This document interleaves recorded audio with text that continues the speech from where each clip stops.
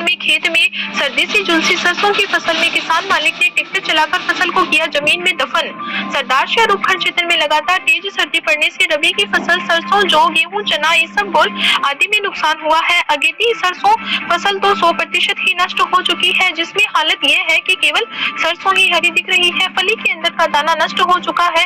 तहसील के गांव अजीतसर के किसान रणजीत सरन ने खेत में तेज सर्दी की चपेट में आने से सरसों की फसल नष्ट हो गई, जिसके कारण उसने शुक्रवार को अपने खेत में सरसों की फसल में ट्रैक्टर के पीछे डिस्क चलाकर फसल को जमीन में दफन कर दिया। किसान रणजीत सरन ने बताया कि मेरे खेत में 22 बीघा में सरसों की फसल है, जो पूरी तरह से सर्दी से नष्ट हो गई, क्योंकि मैंने सरसों की बुआई अगेती की थी, इसीलिए बहुत अच्छी फली तैयार हो रही थी, लेकिन अचानक तेज सर्दी की चपेट में आने से सारी नष्ट हो चुकी है। जबकि देखने में सरसों हरी नजर आ रही है। अगर यह पकाऊ की स्थिति में आएगी तो इसका खर्चा ले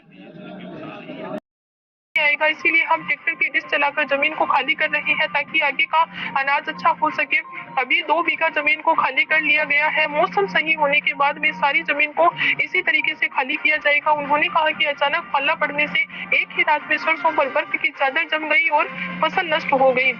बताया कि 22 बीघा सरसों बुआई के लिए ट्रैक्टर, बीज, खाद आदि के लिए लाखों रुपए खर्च हो गए, जबकि अब फसल से एक पैसा भी नहीं मिलेगा। इसीलिए निर्णय लेते हुए खड़ी सरसों फसल पर ट्रैक्टर चलाकर जमीन दोज किया जा रहा है।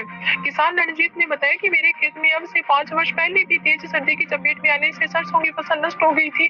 उस वक्त हमने सरसों की कटाई की थी। उस सरसों की कटाई में लगी लेबर व ट्रैक्टर से कटाई का खर्चा निकाला तो सरसों की बजाय लेबर का खर्चा ज्यादा हो गया, इसीलिए हमने यह कदम उठाया।